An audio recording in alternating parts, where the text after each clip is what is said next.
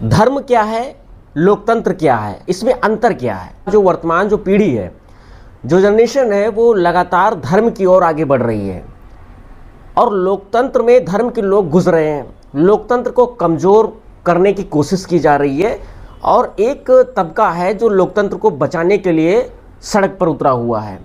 तो कैसे धर्म के लोगों से लोकतंत्र को बचाया जाएगा? शिक्षा का अधिकार नहीं मिलेगा, ये कह रहा शिक्षा का अधिकार मिलेगा, ये कह रहा संपत्ति का अधिकार नहीं मिलेगा, ये कह रहा संपत्ति का अधिकार ले लो, ये कह रहा वोट का अधिकार नहीं मिलेगा जिसे आज काटा जा रहा है। तो वो लोग उस व्यवस्था को लागू करना चाहते हैं। देखिए, जो धर्म है जी, वो आज जो प्रचलित धर्म जिसको बताया जा रहा है वो धर्म नहीं है जी, वो अधर्म है। झूठ का मार्ग है और एक सच का मार्ग है। जी, झूठ है तो नफरत है, नफरत है तो कलह है, कलह है तो अवनति है, अवनति है तो हिंसा है और हिंसा है तो विनाश। सच है तो प्रेम है। उनके पास झूठ का दर्शन है, झूठ का विधान भी है, मनुस्मृति उनके प्रतीक हैं कि ये ऊंच नीच के ऊपर एक धर्म की चादर लपेटी गई है। जी। सर, हम जानना चाहेंगे बीएसएस आइकॉन क्या है? ये बीएसएस आइकॉन के नाम से वो एजेंडा चला रहे हैं। सुबह सुबह 2 घंटा बजता है, 1 घंटा अज्ञान की तरफ ले जाता है और 1 घंटा ज्ञान के मार्ग। मुंबई में क्या मूवमेंट, जो अम्बेडकरवादी मूवमेंट है, जो बुद्धिस्ट मूवमेंट है, वो कैसे आगे बढ़ रहा है? फुले की समाधि बनी हुई है। जब शिक्षा दी तो घर से निकाल दिया गया, ये कहते हुए कि तुम धर्म की डाइन हो, शूद्र को पढ़ाना। आज की तारीख में जो धर्म बताया जा रहा है वो धर्म नहीं है। जी। नमस्कार, आप देखना शुरू कर चुके हैं द बुद्धिस्ट टाइम्स टीवी। मैं धीरेन्द्र कुमार। इस वक्त हमारी मौजूदगी मुंबई में है, मुंबई के थाने शहर में, और हमारे साथ इस वक्त मुंबई थाने के प्रसिद्ध समाज सेवी देवेंद्र यादव जी हैं, जो रिटायर्ड रेलवे विभाग में ऑफिसर रह चुके हैं और रेलवे डिपार्टमेंट में रहने के बावजूद उन्होंने अपनी ख्याति बहुत ही तमाम विभिन्न संगठनों के माध्यम से कमाई है और एक बड़ा नाम है, एक बड़ी छवि है मुंबई शहर में। आज हमारे द बुद्धिस्ट टाइम्स टीवी के इस विशेष स्क्रीन पर मौजूद हैं और मूवमेंट को लेकर के हम कुछ विशेष प्रमुख सवालों पर बात करने वाले हैं। तो सर, सबसे पहले तो द बुद्धिस्ट टाइम्स टीवी आपका बहुत बहुत स्वागत करता है। धन्यवाद धीरेन्द्र जी।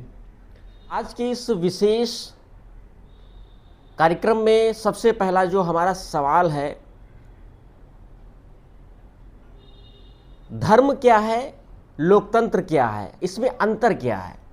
तो चूंकि इसकी जो है अहमियत इसलिए अधिक बढ़ जाती है कि आज का जो वर्तमान जो पीढ़ी है, जो जनरेशन है, वो लगातार धर्म की ओर आगे बढ़ रही है और लोकतंत्र में धर्म के लोग घुस रहे हैं।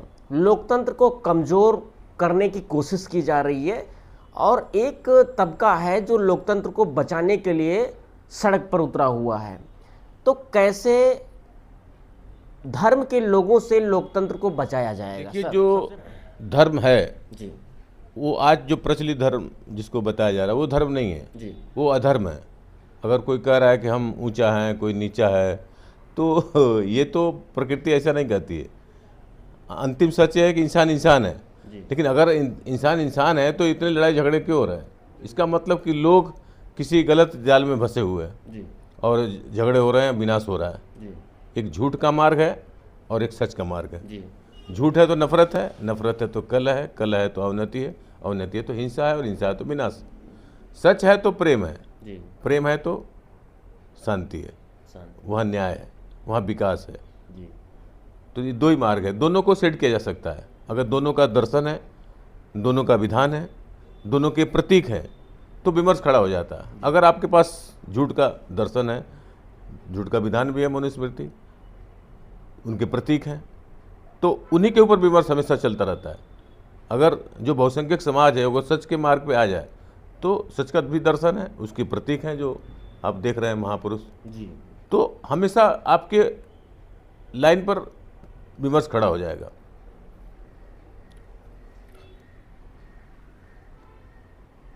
लोकतंत्र बनाम मनुस्मृति कैसे देखते हैं इसको? देखिए, कुछ लोग जो चाहते हैं कि हमारा ये झूठ की व्यवस्था बनी रहे, तो झूठ की व्यवस्था मनुस्मृति उसका विधान है, उसको चाहते हैं कि वो बनी रहे, लेकिन ऐसा होगा नहीं, क्योंकि समाज बहुत तेज़ी से जाग रहा है। उसको पता है कि हमारा जो संविधान है इसकी वजह से हम उन्नति किए हैं। वो हमें शिक्षा का द्वार खोलता है, संपत्ति का द्वार खोलता है, मान सम्मान, कहता है ऑल आर इक्वल। ये कहता है फ्रीडम ऑफ व्यवसाय, यानी पहले भैंस चराते थे, भेड़ चराते थे, चमड़े काम करते थे, अब चाहो तो छोड़ करके तुम MP बनो, MLA बनो, डॉक्टर बनो, टीचर बनो।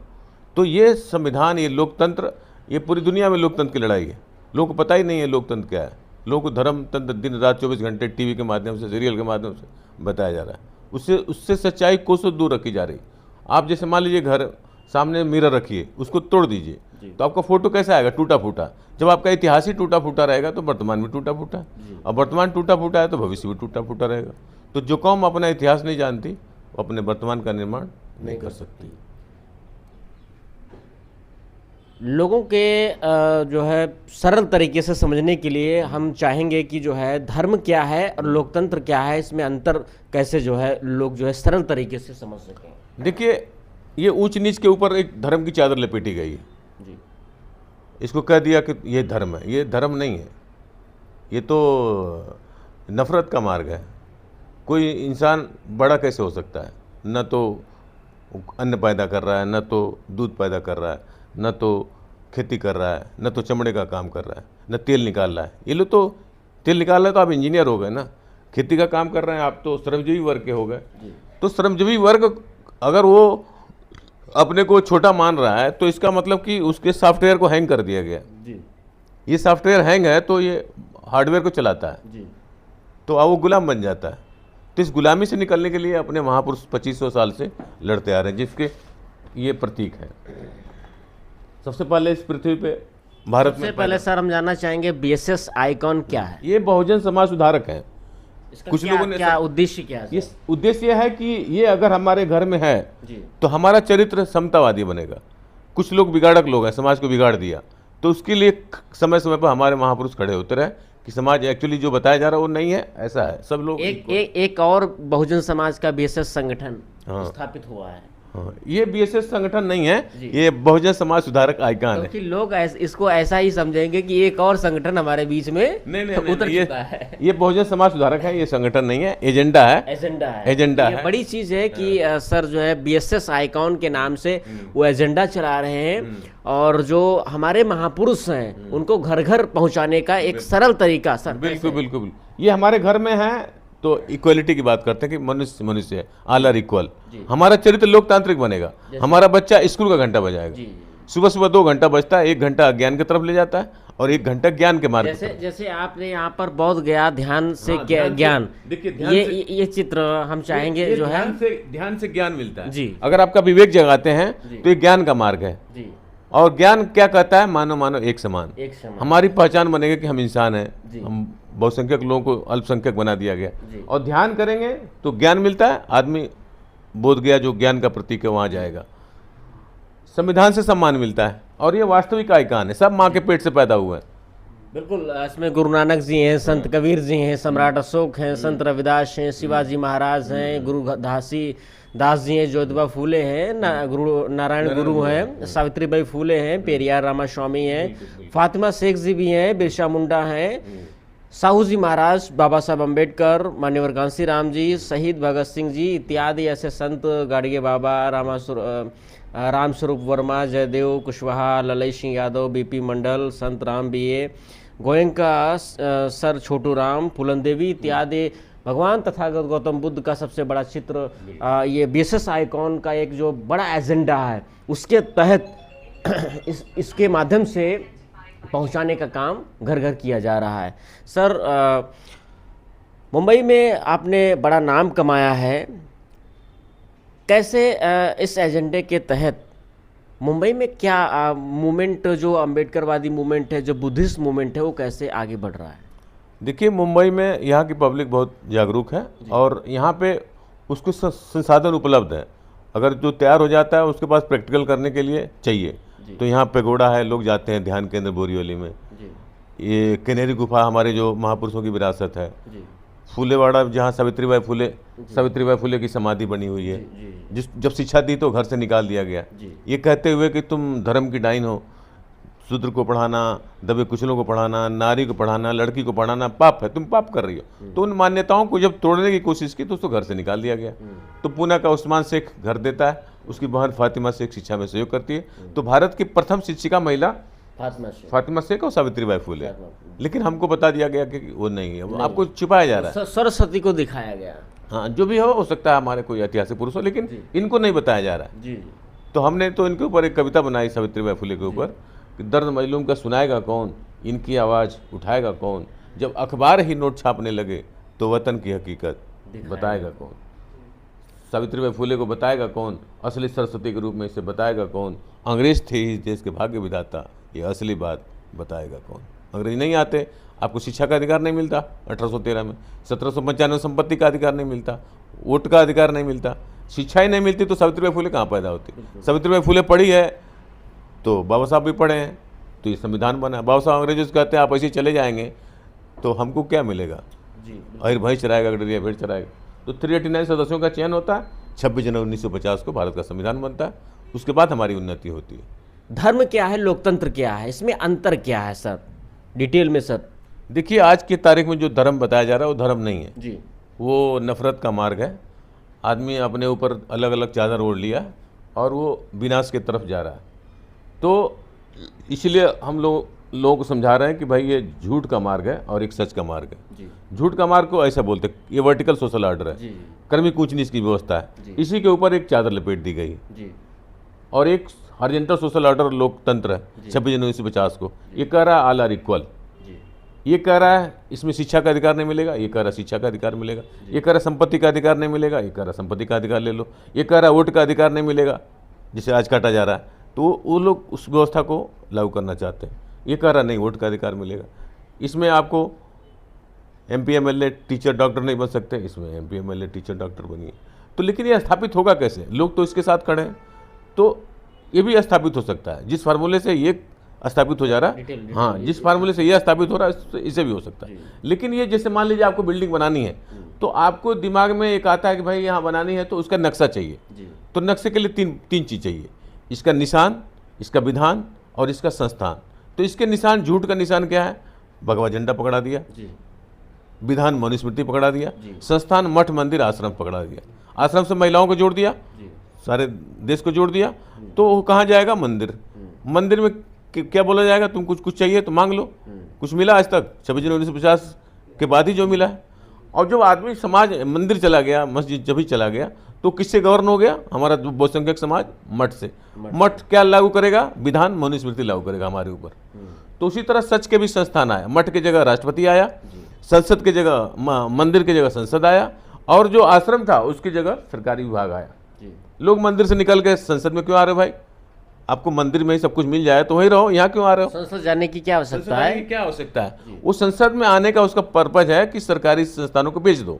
रेल बिक गई, रेल मंत्री खत्म, शिक्षा बिक गई, शिक्षा मंत्री खत्म, तगड़ा खेला चल रहा है सर। हाँ, तो ये बेसिक चीज आम आदमी को हम समझा रहे हैं कि जब वो संसद में आ रहा है आपकी सरकारी संस्थाओं को बेचने के लिए, तो सरकारी संस्थाएं बिक गई, सरकारी विभाग बिक गया, मंत्रालय बिक गया, तो संसद भी खत्म हो जाएगी। ये बड़ा रीजन है। हाँ, तो आपका राष्ट्रपति भी खत्म हो जाएगा, उसके बाद संविधान खत्म हो जाएगा, उसके बाद ये तिरंगा झंडा जो है इसका प्रतीक वो खत्म हो जाएगा, लोकतंत्र खत्म हो जाएगा।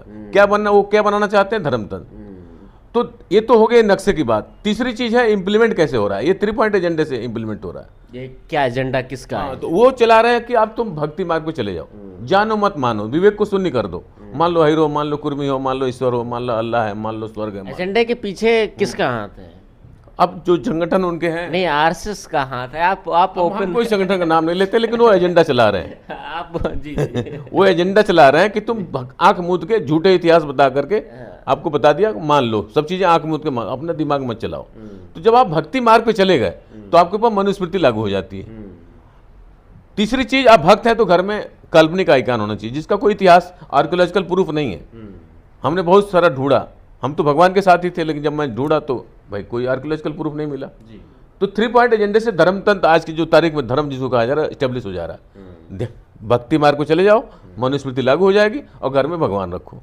तो लोकतंत्र भी स्थापित हो सकता है, ये भी 3 पॉइंट एजेंडे से।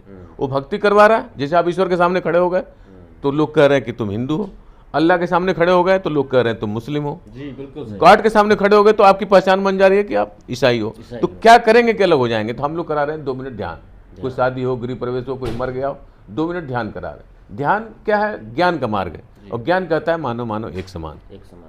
उसके बाद संविधान की शपथ करा दे रहे हैं, जिस संविधान से हमको सम्मान मिल रहा है। और तीसरी चीज, वास्तविक आइकान जो ये महापुरुष है, ये जो हाँ ये जो महापुरुष है, इसको घर घर बंटवा दे रहे हैं। इससे हमारा चरित्र क्या होता है? चेंज हो जाता है, समतावादी बनता है। तो लोकतंत्र स्थापित कैसे हुआ? 3 पॉइंट एजेंडे से। ध्यान किया, संविधान की शपथ किया, और ये वास्तविक आइकान हमने बांट दिया। तो हमारा चरित्र वास्तविक हो गया, डेमोक्रेटिक हो गया, हमारा बच्चा स्कूल का घंटा बजाएगा। तो इसीलिए हम लोग काम कर रहे हैं। हम लोग कोई किसी से नफरत नहीं फैला रहे हैं, हम कह रहे हैं मनुष्य मनुष्य।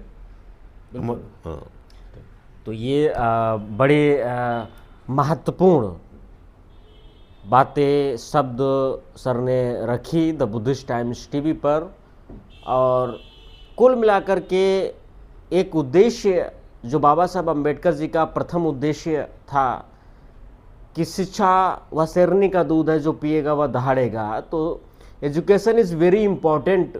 सब काम छोड़ करके खुद एजुटेट होइए और बच्चों को एजुटेट करिए। एजुटेट, एजुटेट, ऑर्गेनाइज बाबा साहब का जो है सबसे पहला उनका मिशन मूवमेंट था, और तभी इससे जो है आपको जो है आज़ादी मिल सकती है इन सभी कर्म कांडों से, पाखंड से, और जितने भी आप गुलामगिरी जो प्रथाएं रही हैं उनसे आपको छुटकारा मिल सकता है। मुंबई से धीरेन्द्र कुमार की विशेष रिपोर्ट। आज की इस पूरी वीडियो पर क्या है आपकी प्रतिक्रिया, हमें कमेंट सेक्शन में ज़रूर बताएं। देखते रहिए द बुद्धिस्ट टाइम्स टीवी। अगर यह वीडियो आपको अच्छी लगी है तो अधिक से अधिक शेयर करना न भूलें। नमस्कार, धन्यवाद। Thank you sir.